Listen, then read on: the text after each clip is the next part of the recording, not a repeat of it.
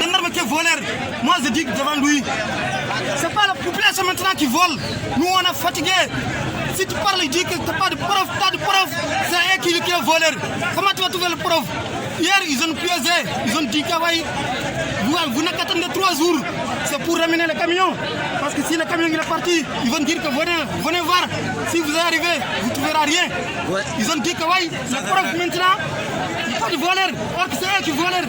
Mais c'est Dieu qui sortit tout, c'est des salopards, ils sont là pour nous fatiguer. Pour tout ce qui est, putain, nous on est là, ça ne sert à quoi?